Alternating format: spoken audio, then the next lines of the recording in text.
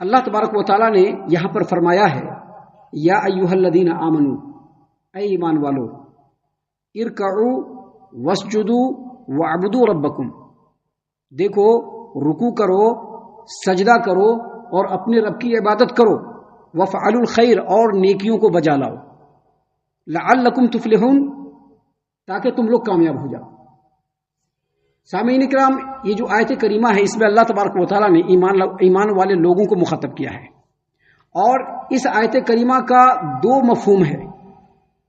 اگر یہ آیت کریمہ انفرادی طور پر ہر ایمان والوں کے لیے کہا گیا ہے، ہر ایمان والے کے لیے اگر انفرادی طور پر یہ آیت کریمہ اللہ تبارک و تعالیٰ نے نازل فرمایا ہے، تو اس کا مطلب یہ ہے کہ اگر کوئی آدمی آخرت کی نجات چاہتا ہے، ابھی ہم نے وہی ساری باتیں بتلائی ہیں اور اللہ نے انہی باتوں کو یہاں پر بیان فرمایا ہے، اگر کوئی آدمی دنیا کی کامیابی اور آخرت کا نجات چاہتا ہے اور یہ چاہتا ہے کہ آخرت میں وہ کامیاب و کامران ہو جائے، تو اس کو 3 عمل انجام دینا بہت ضروری ہے، 3 کام کرنا بہت ضروری ہے، اور وہ صرف رمضان میں نہیں، اپنی پوری زندگی 3 کام کرنا انتہائی ضروری ہے۔ ان 3 کاموں میں سے پہلا کام یہ ہے کہ نماز کو بالکل پابندی کے ساتھ پڑھیں، نماز کو پابندی کے ساتھ۔ اللہ نے کیا فرمایا؟ یا ایھا الذین آمنوا ارکعوا واسجدوا، اے ایمان والو رکوع کرو اور سجدہ کرو۔ یہاں پر رکوع اور سجدے سے مراد مفسرین نے یہ بیان کیا ہے کہ نماز پڑھنا۔ نماز پڑھنا کیا مطلب؟ نماز کو پابندی سے پڑھو۔ نماز پڑھنے کا مطلب یہ ہے کہ نماز کو پابندی سے اس کے وقت میں پڑھو۔ نماز پڑھنے کا جو مطلب ہے وہ یہ ہے کہ نماز کو پابندی کے ساتھ اس کے وقت میں مسجد میں آ کر کے باجماعت پڑھو۔ نماز کو پڑھنے کا مطلب یہ ہے کہ نماز کو پابندی کے ساتھ اس کے وقت پر مسجد میں آ کر کے باجماعت نبی کریم صلی اللہ علیہ وسلم کے بتائے ہوئے طریقے کے مطابق پڑھو۔ اس کو کہتے ہیں اصل میں نماز پڑھنا۔ 2 وقت پڑھ لیا اور 4 وقت کو گھر میں چھوڑ دیا، وہ نماز پڑھنا نہیں ہے میرے بھائی۔ 3 وقت نماز پڑھ لیا اور فجر کو جو ہے نیند کے قربان گاہ پہ قربان کر دیا، یہ نماز پڑھنا نہیں ہے میرے بھائی۔ نماز پڑھنے کا مطلب یہ ہے، اللہ تبارک و تعالیٰ نے اپنے پیارے نبی محمد عربی صلی اللہ علیہ وسلم کو مخاطب کرتے ہوئے کہا ہے وَاعْبُدْ رَبَّكَ حَتَّى يَأْتِيَكَ الْيَقِينُ، اے میرے پیارے رسول صلی اللہ علیہ وسلم، سجدہ کرنے والوں کے ساتھ سجدہ کیجئے، نماز پڑھنے والوں کے ساتھ نماز پڑھیے، اور اپنے رب کی عبادت اپنے سانس کے آخری لمحے تک کرتے رہیے۔ صرف رمضان کو عبادت کے لیے خاص کرنے والا انسان کبھی بھی مومن اور مسلمان نہیں ہو سکتا ہے۔ رمضان کو عبادت کے لیے خاص کرنے والا انسان کبھی بھی کامیاب و کامران نہیں ہو سکتا ہے۔ تو اس آیت کریمہ میں جو اللہ تبارک و تعالیٰ نے بتلایا ہے اس کا پہلا مفہوم یہ ہے کہ اگر یہ آیت کریمہ ہر ایمان والے کے لیے انفرادی طور پر اللہ تبارک و تعالیٰ نے نازل فرمایا، تو اس کا مطلب یہ ہے کہ جو آدمی دنیا کی کامیابی اور آخرت میں نجات چاہتا ہے تو وہ نمازوں کو اس کی پوری پابندی کے ساتھ وقت پہ مسجد میں آ کر کے باجماعت نبی کریم صلی اللہ علیہ وسلم کی تعلیمات کے مطابق عمل کرے، یہ پہلا عمل ہے۔ اور دوسرا عمل کیا ہے؟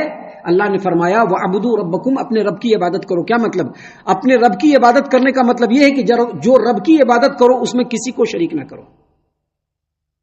رب کی جو عبادت کرو اس میں کسی کو شریک نہ کرو۔ ابھی کسی کو شریک نہ کرو کا مطلب ہرگز صرف یہی نہیں ہے کہ بتوں کے سامنے جھکے، مزاروں کے سامنے جھکے، غیر اللہ کو پکارے، صرف یہی نہیں۔ اگر ہم کسی کو دکھانے کے لیے نماز پڑھ رہے ہیں تو وہ بھی رب کی خالص عبادت میں کسی چیز کو شریک کرنا ہوا۔ اگر ہم کسی خاص مقصد اور خاص انٹینشن کے تحت نماز پڑھنے کے لیے آ رہے ہیں، یہ بھی رب کے ساتھ کسی کو شریک کرنا ہوا۔ یاد رکھیے، خالص رب کی عبادت اور رب کی عبادت میں کسی کو شریک نہ کرنا، اس کا مطلب یہ ہے کہ ہم جو بھی عبادت کریں گے اپنے رب کے لیے کریں گے، اس میں کسی کو شریک نہیں ٹھہرائیں گے۔ یہ دوسرا عمل ہے۔ اور تیسرا عمل وفعلوا الخیر، جتنی بھی نیکیاں ہیں اس کو انجام دو، بجا لاؤ۔ جو آدمی یہ 3 عمل انجام دے دے گا اپنی زندگی میں، وہ دنیا میں بھی کامیاب و کامران اور آخرت میں بھی اللہ تبارک و تعالیٰ اس کو نجات سے بہرور فرما دے گا۔ سامعین کرام، اگر اس آیت کریمہ کو ہم اجتماعی طور پر لیتے ہیں کہ نہیں یہ پورے مسلمانوں کے لیے ہے، تو اس کا مطلب یہ ہے کہ اگر کوئی بھی امت اس کے اندر یہ 3 صفت ہوگی کہ وہ نمازوں کو پوری رعایت کے ساتھ پڑھنے والے ہوں گے، وہ اللہ تبارک و تعالیٰ کی بندگی کر رہے ہوں گے، اس میں کسی کو شریک کرنے والے نہیں ہوں گے، اور وہ نیکیوں کی طرف بڑھ چڑھ کر کے حصہ لینے والے ہوں گے، ایسی قوم آخرت میں بھی نجات پائے گی اور دنیا میں بھی وہ قوم سربلندی کو پالے گی۔ آپ دیکھیے گا صحابہ کرام رضی اللہ عنہم دنیا میں بھی سربلند ہوئے کہ نہیں ہوئے؟ صحابہ کرام دنیا میں بھی سربلند ہوئے، تابعین دنیا میں بھی سربلند ہوئے اور آخرت میں بھی سربلند رہیں گے۔ محترم سامعین کرام، اللہ تبارک و تعالیٰ نے یہاں پر ایمان والوں کو مخاطب کرتے ہوئے کہا کہ اے ایمان والو، رکوع کرو، سجدہ کرو، نماز ادا کرو، اپنے رب کی عبادت کرو، نیکیوں کو بجا لاؤ تاکہ تم کامیاب ہو جاؤ۔ سامعین کرام، یہ جو سورۃ الحج ہے، دوسری سورتوں پر اس کی فضیلت ہے۔ کیوں فضیلت ہے؟ اس لیے فضیلت ہے کہ اس سورت کریمہ میں دو سجدے ہیں۔ ایک سجدہ جو ہے وہ آیت نمبر 18 پہ ہے اور دوسرا سجدہ یہی ہے لعلکم تفلحون، یہ دوسرا سجدہ ہے۔ حالانکہ اس سجدے کو بہت سارے لوگ نہیں مانتے ہیں، لیکن ہم آپ کو بتلا دیں کہ نبی کریم صلی اللہ علیہ وسلم کی حدیث ہے، جامع ترمذی ابواب الصلاح باب ما جاء فی السجدۃ فی الحج، حدیث نمبر 578، اور سنن ابی داؤد حدیث نمبر 1402 نمبر کی روایت، عقبہ بن عامر رضی اللہ عنہ نے نبی کریم صلی اللہ علیہ وسلم سے دریافت فرمایا، عرض کیا کہ اللہ کے رسول صلی اللہ علیہ وسلم، کیا اس سورۃ الحج کو دوسری سورتوں پر اس لیے فضیلت ہے کہ اس سورت کریمہ میں دو سجدے ہیں؟ تو نبی کریم صلی اللہ علیہ وسلم نے فرمایا کہ ہاں۔ اس کا مطلب یہ ہوا کہ اس سورت کریمہ میں دو سجدے ہیں۔ ابھی بعض لوگ قرآن کریم چھاپتے ہیں، اور قرآن کریم کو چھاپتے ہوئے یہاں پر آپ یاد رکھیے گا آیت نمبر 77 پہ جا کر کے دیکھیے گا، قرآن میں لکھا ہوگا السجدۃ عند امام الشافعی، یعنی سجدہ ہے امام شافعی کا سجدہ ہے۔ حالانکہ سجدہ تو اللہ کا ہوتا ہے۔ کس کا سجدہ ہوتا ہے؟ یہی فرقہ بندی ہے جس سے ہمیشہ روکا گیا ہے، یہی فرقہ بندی لوگ کرتے ہیں۔ آپ دیکھیے جا کر کے آج بھی قرآن کریم جگہ جگہ پر موجود ہے، آپ یہاں پر دیکھیں گے لکھا ہوگا السجدۃ عند امام الشافعی، یعنی یہ سجدہ جو ہے امام شافعی کے نزدیک ہے۔ حالانکہ امام شافعی کے نزدیک نہیں، ہمارے پیارے رسول صلی اللہ علیہ وسلم کے نزدیک بھی یہی سجدہ ہے۔ ابھی ہم نے حدیث کا حوالہ دیا آپ کے سامنے، جامع ترمذی یہاں پر موجود ہے، ابھی نکلوائیے وہاں سے، جامع ترمذی کو ابھی نکلوائیے وہاں سے، حدیث نمبر 578 کو نکالیے، 570 پر 8 نمبر کی حدیث نکالیے۔ عقبہ بن عامر رضی اللہ عنہ نے نبی کریم صلی اللہ علیہ وسلم سے پوچھا کہ اللہ کے رسول صلی اللہ علیہ وسلم، یہ جو سورہ حج ہے، کیا اس سورت کریمہ کو دوسری سورتوں پر اس لیے فضیلت ہے کہ اس سورت کریمہ میں دو سجدے ہیں؟ تو نبی کریم صلی اللہ علیہ وسلم نے فرمایا کہ نعم، ہاں۔ نبی کی زبان سے نکل گیا، ہو گیا۔ اب اس کو جو ہے اس امام کے نزدیک اس امام کے نزدیک بانٹنا، اسی کو کہتے ہیں فرقہ بندی، جس سے بچنا مسلمانوں کو حد درجہ ضروری ہے۔ ہمارے نبی کی بات آ گئی، بس وہاں پر سر کو جھکا لینا ہے، اور دوسرا کوئی کام ہمارے لیے ایک مسلمان ہونے کے ناطے ہرگز جائز نہیں ہے۔ محترم سامعین کرام، اس کے بعد اگلی آیت کریمہ میں اللہ تبارک و تعالیٰ نے فرمایا وجاہدوا فی اللہ حق جہادہ، اللہ تبارک و تعالیٰ کے لیے اللہ کی راہ میں اس طرح سے جہاد کرو جیسا جہاد کرنے کا حق ہے۔ جہاد کا لفظ تو سنا ہوگا، بہت سارے لوگوں کا جہاد کا نام سن کر کے رونگٹا کھڑا ہو جاتا ہے، بہت سارے لوگوں کا جب جہاد کا نام آتا ہے تو رونگٹا کھڑا ہو جاتا ہے۔ اللہ نے فرمایا اللہ کے راستے میں جہاد کرو جیسا کہ جہاد کرنے کا حق ہے۔ سب سے پہلے یہ سمجھ لیجیے کہ جہاد کہتے کس کو ہیں؟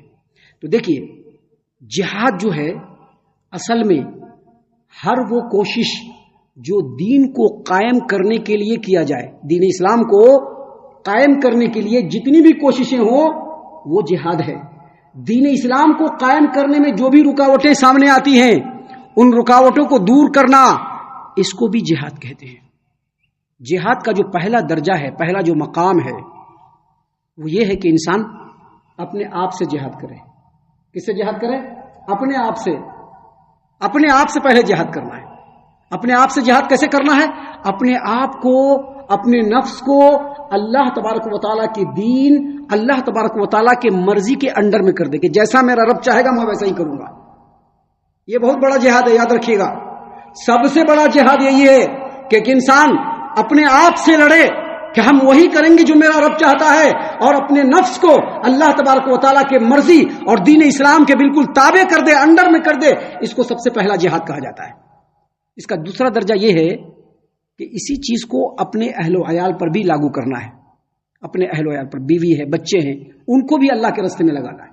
اس کے لیے بھی بہت جہاد کرنا ہے۔ جن لوگوں کے بچے ذرا بڑے ہو گئے، ان کو معلوم ہے کہ کیسے جہاد کیا جاتا ہے۔ کتنی ساری لڑائیاں لڑی جاتی ہیں، اپنے گھر میں لڑائیاں لڑی جاتی ہیں، اپنی بیویوں سے لڑائیاں لڑی جاتی ہیں، اپنے بچوں سے لڑائیاں لڑی جاتی ہیں. یہ ہے اصل میں جہاد، کہ جو دین اسلام جس کے تابع ہم نے اپنے آپ کو کیا ہے، ہم اپنے اہل و عیال کو بھی اس کے تابع کریں، اور پھر اس کے بعد رشتہ دار کا نمبر آتا ہے، اور اس کے بعد سماج و معاشرے کے لوگوں کا نمبر آتا ہے. آج لوگ کیا کرتے ہیں، تھوڑا بہت اپنے نماز پڑھا، اپنے بال بچوں کو پیٹ کے پیچھے چھوڑا، اور دوسرے لوگوں پر انگلیاں اٹھاتے ہیں، یہ دیکھو ایسے، وہ دیکھو ایسے، یہ دیکھو ایسا. یہ جہاد نہیں، یہ کھلواڑ ہے، یہ کھلواڑ ہے، کھلواڑ. اللہ کے رسول اللہ تبارک و تعالیٰ کا یہ کہنا کہ وجاہدوا فی اللہ حق جہادی، اللہ تبارک و تعالیٰ کے راستے میں اس طرح سے جہاد کرو جیسا جہاد کرنے کا حق ہے. اس میں سب سے پہلا درجہ یہی آتا ہے کہ اپنے آپ کو، اپنے نفس کو اللہ تبارک و تعالیٰ کی مرضی کے تابع کر دو، اللہ کے اسلام کے تابع کر دو. جیسا اسلام چاہے گا ویسا ہم کریں گے، اور پھر اسی چیز کو اپنے اہل و عیال پر امپلیمنٹ کرو، اپنے اہل و عیال پر لاگو کرو، پھر رشتے ناتوں کے لوگوں پر، اور پھر سماج و معاشرے کے لوگوں پر. جہاد کا جو دوسرا پہلو ہے، اسی پہلو کے ساتھ دوسرا پہلو یہ ہے کہ اپنی زبان سے جہاد کرنا. اپنی زبان سے جہاد کرنا کیا مطلب؟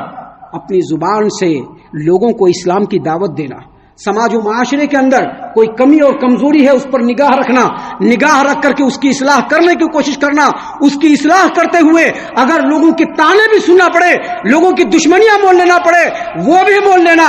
یہ ہے اصل میں زبان سے جہاد. الحمدللہ علماء کرام میں سے بیشتر اس عمل کو انجام دے رہے ہیں.